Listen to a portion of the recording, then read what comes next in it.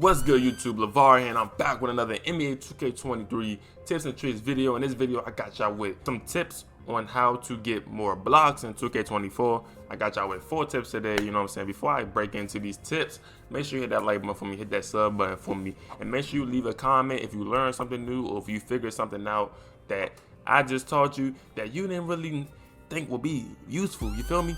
Let me know if it's a positive or negative. I don't care. Just let me know. You feel me? I'm not even gonna waste y'all time. I'm gonna get right into this.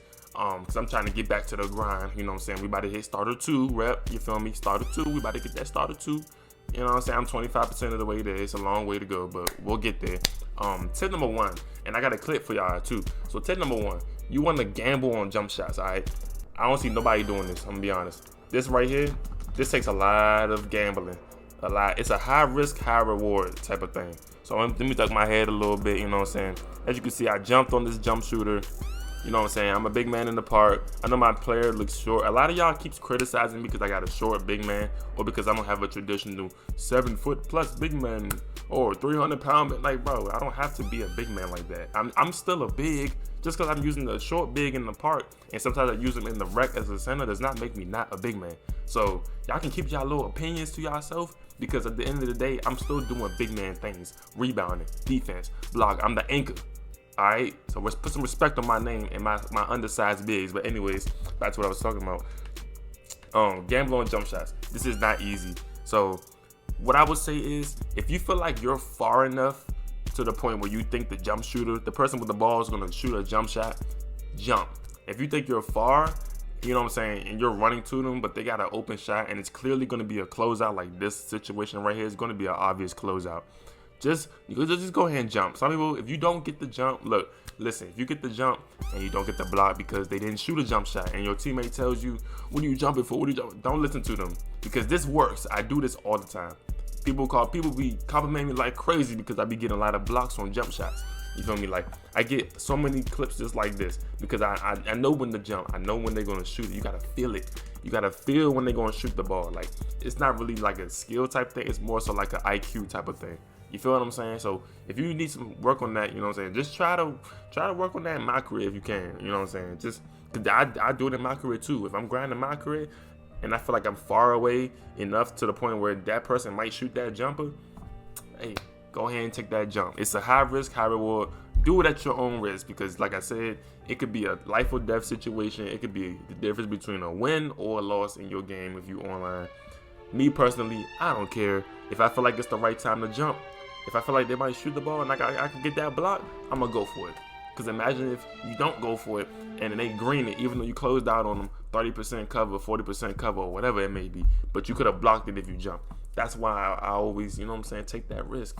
And the risk be paying off for me. So anyways, let me get into tip number 2. So in this tip right here, you know what I'm saying, tip number 2, what I want y'all to do is discipline yourself, all right? Let me show y'all right here in this clip right here. I'm getting back down in the paint. I'm not jumping. Oh, I jumped when he jumped. Oh, he got the rebound. I'm not jumping. Oh, I jumped when he jumped, and I get a snatch. You have to be disciplined. Do not just spam your block button. You gotta be disciplined. You spam, it's over. You're gonna either give up the bucket, or you're gonna lose all your adrenaline bars, which it matters for defense. It matters for steals and blocks. If you ain't seen my other videos where I talked about that, but that matters. Your adrenaline bars matter. So let me show you real quick. You know what I'm saying? I have all my bars right here. I have all my adrenaline bars. I jumped, I lose an adrenaline bar. I jumped again, I lose another adrenaline bar, but it comes back because it's a new possession since I got the snatch block, which is a block plus a rebound. You feel what I'm saying? But we want to stay disciplined. Do not jump at the wrong time. You really got to go based off reflex. Like, do not be fiending to get the block so bad that you're jumping at the wrong time. Right here, if you look closely, I kind of jumped a little early right here. Something told me that he was going to go right back up because I was to the side. You know what I'm saying? He got the rebound. He thinking, oh, I'm going to just turn around and get an easy standing dunk because he's over to the side. But no, see, this is a time where sometimes you might got to jump a little early. You know what I'm saying? You might got to jump a little early. But most times you need to be disciplined like I was. So I did jump a little bit earlier than him because I felt him about to go back up. And then they gave me a snatch animation. Lucky me. You know what I'm saying? But yeah, that's all it really is. I mean, at the end of the day, in real life, you want to be disciplined too. If you're in real life, if you're playing a basketball game, you're not going to be jumping to every pump fake somebody go for and you thinking it's a shot. You know what I'm saying? Me personally, I sometimes did do it because I am a center and I used to be eager to get blocks. You know what I'm saying? So it is what it is. But before I get to this third tip, you know what I'm saying? Hit that like button for me. Hit that sub button. Turn on the post notices if you like my tips and tricks videos, you like any of my 2K24 videos. I got you with more uploads and more streams, you feel me? Tip number 3, timing matters. Now when I say timing matters, I mean you have to time your movement, you gotta time your block button, you gotta time everything. Timing matters completely when it comes to blocks. And in this clip right here, this is me having perfect timing, being on pick and roll defense and getting to the paint. This wasn't even my man. And again, most people probably can't do this because your big men aren't fast enough like this. I went from the top of the free throw line all the way to right here in like a 1/10 of a second pretty much. And this was a backdoor cut. I shouldn't have got there in time. That was a backdoor cut. And he went up for a standing dunk and I got the block because I timed it properly. So I knew the cut was coming. You know what I'm saying? It's the end of the shot clock. It's the end of the shot. This is another IQ moment, you know what I'm saying? It's the end of the shot clock. As you can see, at the bottom is 3 seconds left. He don't have a shot off. They're probably going to call a cut, a backdoor cut. So I'm thinking, okay, backdoor cut coming. Let me drop down. Perfect timed it. I perfectly timed it, sorry. And he got the block. I also timed the jump right. So, see, as you can see, he has the ball right here. I still haven't jumped yet.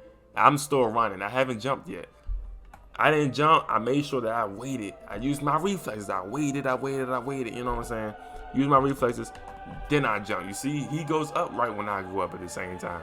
As soon as he went up, you see, I'm starting to go up too.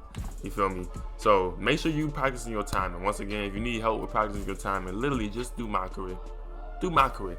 And then put it on a lower difficulty. They'll shoot whatever, and you'll be able to time your stuff better. You'll be able to practice. You'll be able to press your jump button as soon as the center go up with a shot or something.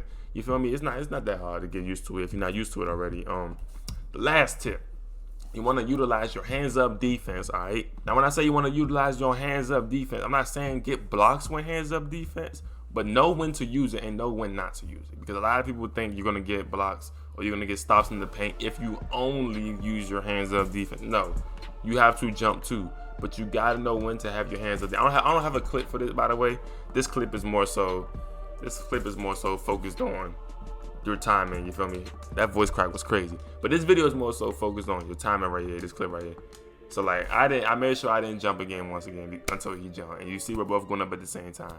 But yeah, hands up defense. You want to make sure you are using hands up defense if you are between the basket and the player with the ball, the center with the ball. I'm assuming it's probably the center or guarding because this is for most of my big men who are centers who might not be getting that much blocks. You feel what I'm saying?